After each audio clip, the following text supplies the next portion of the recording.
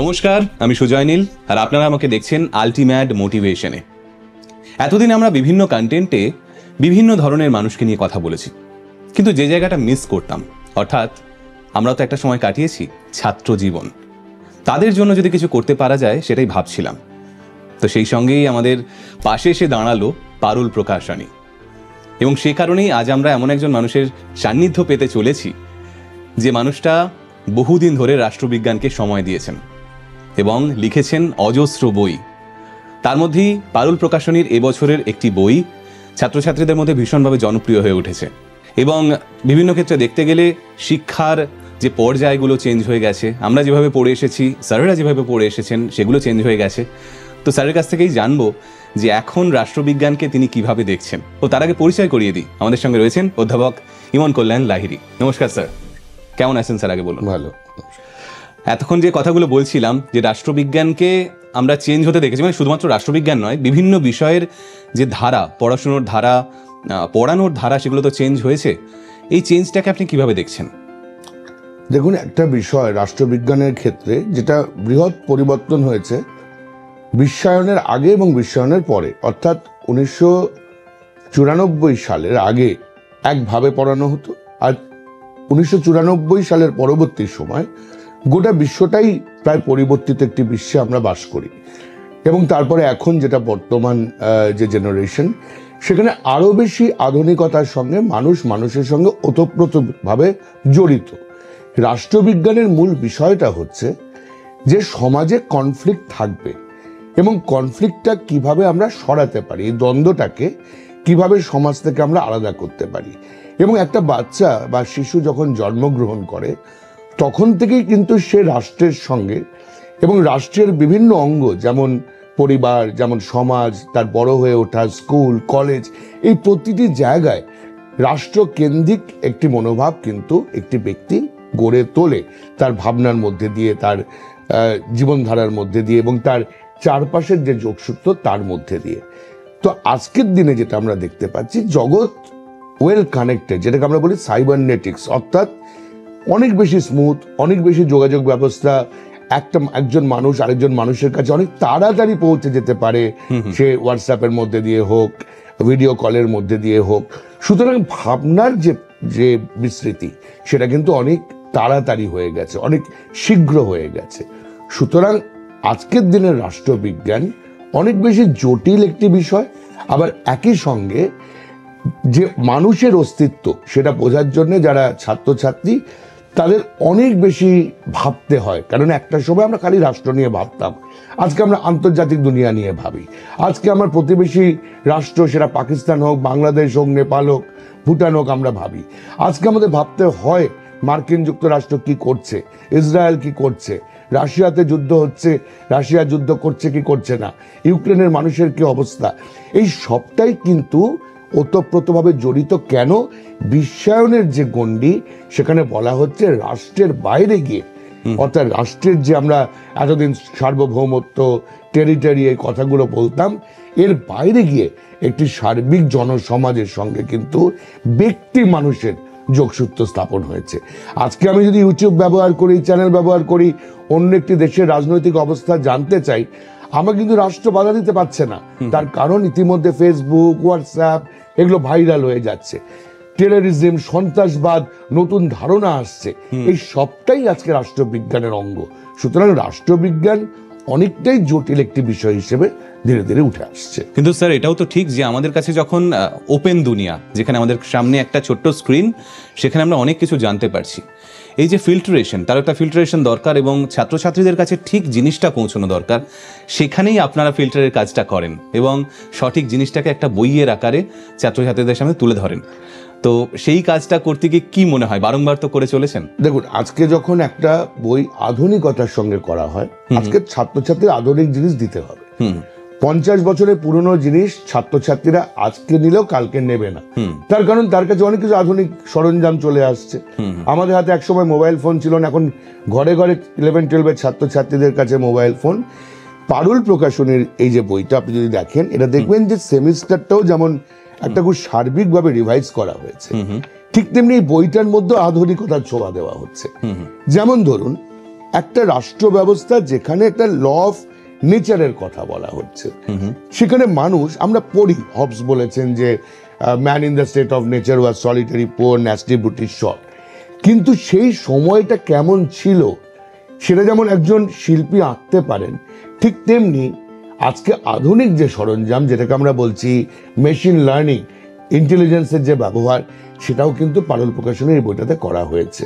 ঠিক যেমন বইটা লেখার সময় যেমন অনেকটাই শ্রম একজন শিক্ষকের থাকে, কোনটা থাকবে, অনেকে বলছে এটা থাকবে বা এটা থাকবে না, কিন্তু এটা মনে রাখতে হবে এই বইটা লেখার সময় যেটা থাকবে সেটাই রাখা হয়েছে। তার কারণ আমি অতীত জানি না, ভবিষ্যৎ জানি না, আমি এমন একটা বিষয় বললাম যে এইটুকু তুমি জানো, তাহলে কিন্তু আজকে যারা জ্ঞান অর্জনের চেষ্টা করছে বা আন্তর্জাতিক দুনিয়া, সে দুনিয়ার সঙ্গে সে পিছিয়ে পড়বে, কারণ সে আরো বেশি তথ্য তার হাতের মুঠোয় পেয়ে যাচ্ছে। কিন্তু বই যেহেতু খুব সুন্দর একটা বিষয়, বইটাকেও কিন্তু আধুনিক করার প্রয়োজনীয়তা আমাদের রয়েছে। তাই দেখবেন যখন ছবিগুলো আঁকা হচ্ছে, একটা মানুষ হয়তো ভুলে যেতে পারে যে এই ছবিগুলোর মধ্যে কোনটা আমি দেব, কোন সিম্বলটা দেব, রাষ্ট্রবিজ্ঞানের কোন বিষয়টা আমি দেব। আপনি যখন এটাকে আর্টিফিশিয়াল ইন্টেলিজেন্সের কাছে ব্যাখ্যা করছেন, তখন দেখবেন ছবিটা বেরিয়ে আসছে একটা অদ্ভুত ধারণার মধ্যে দিয়ে, যে ধারণাটাকে আপনি মডিফাই করতে পারছেন। অতএব মডিফিকেশনের জায়গাটা, ভাবনার জায়গাটা, আমাদের কিন্তু অতীতের প্রচুর তথ্য আজকে কিন্তু এই ইন্টারনেটের জগতে দুনিয়ায় স্টোর করা আছে। কিন্তু গুরুকে কেন লাগে বা বই কেন লাগে? এটা আমাদের প্রাচীন উপনিষদের ভাষা বা কথা, যে গুরু মুখে যে বাক্য উচ্চারিত হয় না, সে জ্ঞান ছাত্রছাত্রী লব্ধ করতে পারে না। সবই তো ছিল, তাহলে তো টিচারের কেন প্রয়োজন, ভালো বইয়ের কেন প্রয়োজন? ঠিক, আমরা কলেজ স্ট্রিটে গিয়ে ভালো বই খুঁজি?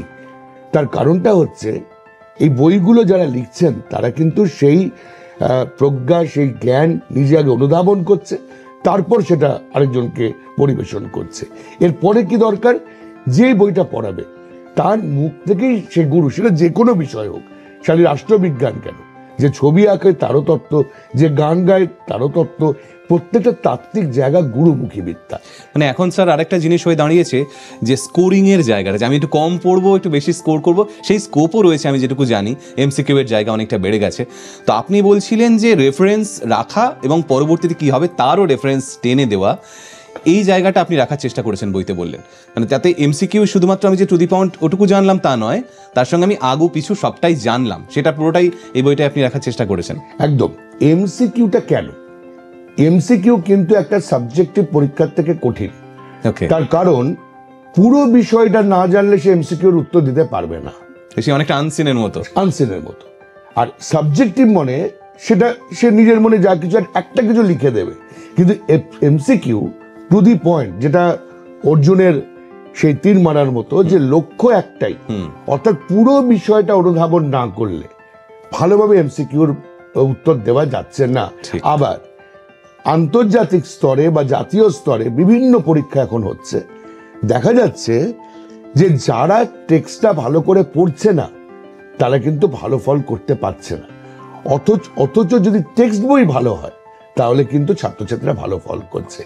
টেক্সট বইটা যেমন শিক্ষকের কাজ করছে, আমি যেটা বললাম, ঠিক টেক্সট বইটা একটা ভিজুয়াল কাজ করছে। টেক্সট বইটা একটা কল্পনার জগতে মানুষকে নিয়ে যাচ্ছে। ঠিক, যেটা ভাবুন বর্ণ পরিচয়ের মধ্যে আমরা পাই, সহজ পাঠের মধ্যে পাই। আমরা এখনো সহজ পাঠ বলি না কেন? আমাদের এত বয়স হয়ে যাওয়ার পর। রবীন্দ্রনাথের পিক্টোরাল ছবিটা বা বর্ণ পরিচয়ের ছবিটা, ওটাই কিন্তু মাথায় আমাদের বারবার করে কাজ করে। ঠিক, বইয়ের রিপ্রেজেন্টেশনটা হতে হবে একটা ব্যালেন্স, তথ্য, এবং তথ্যটাকে আরো কত সহজে, কারণ যে ছাত্রছাত্রী ভাবুন তার পড়তে ভালো লাগছে না, এত লেখা পড়তে ভালো লাগছে না, তার জন্য সুন্দর সুন্দর ছবি দেওয়া হচ্ছে।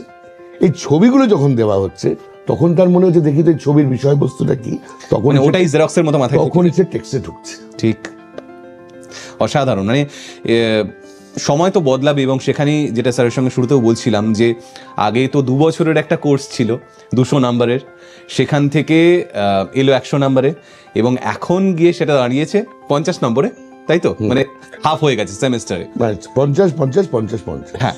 তো সেইখানে এই যে ধরুন সেমিস্টারে, প্রথম সেমিস্টারের যে জায়গাটা, এবং আপনাকে 4টে বই লিখতে হচ্ছে হিসেব মতো, তো এইটা করতে গিয়ে কোথাও গিয়ে কি একটু অসুবিধা হয়েছে? দেখুন, আমি ভাগ করবো কিভাবে?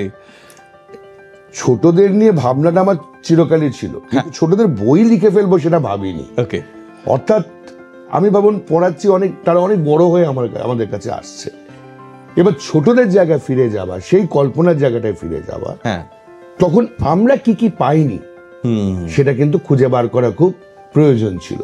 আমরা অনেক জিনিস অনেক পরে জেনেছি, সেটা আমাদের ক্ষতি হয়ে গেছে। কিন্তু আজকে যখন এই বইটা পড়বে, এই বইটা কনসাইজড বইতে আমরা আমি যেটা সময় দিয়ে লিখেছি বা মাস্টারমশাইরা লিখছেন, বিশেষ করে পারুলের যে জায়গাটা, তারা এই বইটাকে যথেষ্ট যত্ন সহকারে তৈরি করছেন। অর্থাৎ বই লিখলেই তো হলো না, তার একটা রিপ্রেজেন্টেশন দরকার। ঠিক, তার একটা অতীত থাকবে, তার একটা বর্তমান থাকবে, তার একটা ভবিষ্যৎ থাকবে। অতীতটা কি, যেটা আমরা পাইনি। বর্তমান কি, যেভাবে বইটা তৈরি করা হবে বা লেখা হবে, এটার মধ্যে আধুনিকতার ছোঁয়া থাকবে, ভাবনার ছোঁয়া থাকবে। আর ভবিষ্যৎ কি, যাতে এই বইটা সাস্টেনেবল হয়, যাতে বইটা থাকে। আমি হয়তো থাকবো কি থাকবো না আমি জানি না, কিন্তু বইটা কলেজ স্ট্রিটে যাতে পায় ছাত্রছাত্রীরা। কারণ আমরা বহু বই 100 বছর পরেও খুঁজে পাবার চেষ্টা করি। তো বইটা তো মানে কালকেই বই মানে আমি দেখছিলাম যে একটা পুরনো বইয়ের দোকান, অনেক বই আমরা পাই না। ঠিক, অনেক বই আমরা পাই না, বা সেই বইগুলো খুঁজে বার করা, সেটা ধৈর্য এবং অধ্যাবসায়ের দ্বারা না লিখলে একটা বই যেমন খুশি লিখে দেওয়া যায়, কিন্তু সে বইটা অন্তত এই ক্ষেত্রে হয়নি। আমরা যথেষ্ট সময় নিয়ে, যথেষ্ট ভাবনা চিন্তা করে, যেটা আমরা পাইনি, যেটা আমরা বইয়ের মধ্যে খুঁজে পাইনি, অথচ ভাবনায় এসেছিল, অথচ সিলেবাসে ছিল, এটা হলে ভালো হতো, এটা হলে ভালো হতো। অনেক ধরনের ছাত্র থাকে, কিছু ছাত্র অ্যাভারেজ, কিছু ছাত্র মেধাবী, কিছু ছাত্র আরো বেশি মেধাবী, আবার কিছু ছাত্র যদি কল্পনার জগতে বাস করে। তো আমাকে একটা বইয়ের মধ্যে সবার জন্য ভাবতে হবে। আমি একটা ছেলে বা মেয়ে, সে হয়তো একটু পিছিয়ে আছে, তাকে আমি জোর করে বলতে পারি না যে তুমি এক্ষুনি এত বড় জিনিসটা পড়ো। তাকে আস্তে আস্তে আস্তে আস্তে আস্তে আস্তে একটা জায়গায় নিয়ে এসে পরবর্তী জগতের জন্য ছেড়ে দিতে হয়। সে পরবর্তী জগৎটা হচ্ছে হায়ার এডুকেশন। স্যার, আমি এই বইটা নিয়ে আরেকটু জানতে চাইবো যে অনেক সময় এমন হয় যে একটা বই আমরা পাই, সেটার জন্য একটা রেফারেন্স বই প্রয়োজন হয় এটাকে বোঝার জন্য। বেসিক্যালি আমি ছোটবেলার কথা বলছি, ছাত্র বন্ধু যেমনটা আমাদের ছিল। তো এই বইটা লিখতে গিয়ে কি সেটাও মাথায় রেখেছেন যে আমি কোথাও গিয়ে ব্যাখ্যাটাও রাখি যাতে ছেলেমেয়েদের সুবিধা হয়? শঙ্খ ঘোষের একটা কবিতা ছিল, আমরা সবাই জানি, মুখ ঢেকে যায় বিজ্ঞাপনে। কিছু বইয়ের বিজ্ঞাপন এমন ভাবে দেওয়া হয়, কারণ এটা তো আপনারাও জানেন যে আপনারা মিডিয়া চ্যানেলের সঙ্গে যুক্ত, এটা খুব basic theory of mass communication. একটা জিনিস আমি একবার দেখাবো আর 100 বার দেখাবো, মানুষের মনে কোথাও না কোথাও গেঁথে যায়। তো এখানে এই বইটা লেখার সময় যেটা আমাদের মনে রাখা উচিত, যে বিজ্ঞাপনের প্রলোভন নয়। প্রতিটি বই, যেটা অনেক বইয়ের দোকানেও আছে, আমরা যাতে বইটা বসে পড়ে কিনতে পারি। বইটা কিনে নিলেই হলো না, বইটা পড়া প্রয়োজন, এবং এই বইটা প্রাথমিকভাবে শিক্ষকদের পড়া প্রয়োজন, তারপর ছাত্রছাত্রীদের পড়া প্রয়োজন। কারণ বইগুলো এমন কিছু দামি নয় যে বইগুলো কিনতে পারা যাচ্ছে না। আর রেফারেন্স বইয়ের তো প্রয়োজন নেই যদি টেক্সট বইটা ভালো করে পড়ে। ঠিক, আমরা তো রেফারেন্স পড়াচ্ছি না, আমরা টেক্সট পড়াচ্ছি। কিন্তু বিজ্ঞাপনগুলো এমন ভাবে হচ্ছে যে রেফারেন্স, সহায়িকা, এগুলোর খুব প্রয়োজনীয়তা আছে বলে আমার মনে হয় না যদি টেক্সট বইটা ভালো হয়। কারণ টেক্সট বইয়ের বাদে গেলে, এই টেক্সট বইটা পড়লে রেফারেন্স যদি পড়তে হয়, খুব সাধারণভাবে আমি বলছি, প্লেটোর সম্বন্ধে আমি যেহেতু বলি বা সক্রেটিসের সম্বন্ধে বলি, তখন আমি দেখবো যে প্লেটো সক্রেটিসের ধারণাটাই বইটার মধ্যে আছে সহজভাবে বাংলায়। তাহলে এই কিউরিওসিটি আমি ছাত্রছাত্রীদের তুলে ধরবো যে রেফারেন্স বা টেক্সট বই নয়, তুমি সময় পেলে ছুটির সময় প্লেটোর রিপাবলিক পড়ো, অরিজিনাল বইটা পড়ো, এবং আগামী দিনে তুমি অনেক বেশি জ্ঞান অর্জন করবে। কারণ জ্ঞানের তো শেষ থাকে না, মানে জানারও তো শেষ, যদি সিরিয়াস হও। আর আজকের যুগে যেটা হচ্ছে, ভাষাটা কোনো ব্যারিয়ার নয়। আমি যদি বাংলা বইটা মনে করি ইংরেজিতে পড়বো, আমি গুগল লেন্স ব্যবহার করতে পারি, আমি মডার্ন ইনস্ট্রুমেন্টস ব্যবহার করতে পারি, গুগল ট্রান্সলেট ব্যবহার করতে পারি। সুতরাং এটাও ব্যারিয়ার নয়, জানা এবং কি জানবো সেটাই বইটাতে করা হয়েছে। Thank you sir, thank you, এত সুন্দর করে বোঝালেন। এবং আমি চাইবো যে আপনি ছাত্রছাত্রীদের জন্য কিছু বলুন, শুধুমাত্র রাষ্ট্রবিজ্ঞানের ছাত্রছাত্রী নয়, যারা সত্যি পড়াশোনাটা ভালোবাসে এবং একটা ঠিকঠাক বই পেয়ে যারা এগোতে চাইছে তাদের জন্য। দেখো, এটা আমি লিখেছি বলে বলছি না, তবে আমি দেখেছি যে এই বইটা লেখার ক্ষেত্রে যেটা কনস্ট্যান্ট ছিল, প্রথমত অনেকটা সময় আমাকে দিতে হয়েছে ছাত্রছাত্রীদের জন্য ভেবে। ছাত্রছাত্রী এবং সঙ্গে আমরা তো শিক্ষক, আমাদেরও সবসময় পড়তে হয়। এই বইটা যদি পড়েন তাহলে আমি একটাই জিনিস বলবো যে আমরা তো প্রতিনিয়ত জ্ঞানটাকে আপলিফট করি, এবং আমাদেরও শিক্ষকদেরও অনেক সময় রিফ্রেশার কোর্স হয়, ট্রেনিং হয়। আমি যদি না এগিয়ে থাকি, অর্থাৎ এটাকে আমরা বলি লিড, মানে অনেক সময় ল্যাগ আর লিডের মধ্যে পার্থক্য হয়। আমি যদি পিছিয়ে থাকি, আমি পিছিয়ে থাকবো। লিড হচ্ছে কিসের? আজকের যুগে ইনফরমেশনের লিডে আমাকে এগিয়ে থাকতে হবে। আমার কাছে অ্যাডভান্স ইনফরমেশন আছে কিনা, এই বইটা পড়লে ছাত্রছাত্রীরা শুধুমাত্র উচ্চ মাধ্যমিক নয়, পারলে যে কোনো বই আমি দেখেছি খুবই যত্ন সহকারে ছাপা হয়। আমার মনে হয় যে আগামী দিনে ভালো ভালো বিশ্ববিদ্যালয়, এবং আজকে চাকরির জগৎটা অনেক হয়ে গেছে, একজন ভালো সাংবাদিক হতে গেলেও তাকে রাষ্ট্রবিজ্ঞান পড়তে হবে, একজন ভালো ডিপ্লোম্যাট হতে গেলে রাষ্ট্রবিজ্ঞান পড়তে হবে, একজন ভালো শিক্ষক হতে গেলে রাষ্ট্রবিজ্ঞান পড়তে হবে, আর একজন ভালো নাগরিক হতে গেলেও তাকে রাষ্ট্রবিজ্ঞান পড়তে হবে। সেটাই যেটা বলছিলাম যে ফিল্টারেশনটা ভীষণভাবে দরকার। আমাদের চারপাশে তো একদম খোলা পাতার মতো সবকিছু আমরা পাচ্ছি। তো যারা এই মুহূর্তে উচ্চ মাধ্যমিক দিচ্ছ তাদের জন্য আশা করি সেমিস্টার ভাগ হওয়ার পর তোমরা আনন্দই পেয়েছো যে আমাদের অল্প জায়গা পড়তে হবে এবং সেখান থেকে আমাদের স্কোর করারও জায়গা রয়েছে, এবং অবভিয়াসলি যেমনটা স্যার বলছিলেন, জানতে হলে পড়তে হবে। স্যার অনেক ধন্যবাদ। আমাদের সঙ্গে এতক্ষণ ছিলেন অধ্যাপক ইমন কল্যাণ লাহিড়ী, এবং উনি আমাদেরকে সুন্দরভাবে বুঝিয়ে বললেন। সকলে ভালো থাকবেন। এইরকম পডকাস্ট কিন্তু আরও আসতে থাকবে। ধন্যবাদ।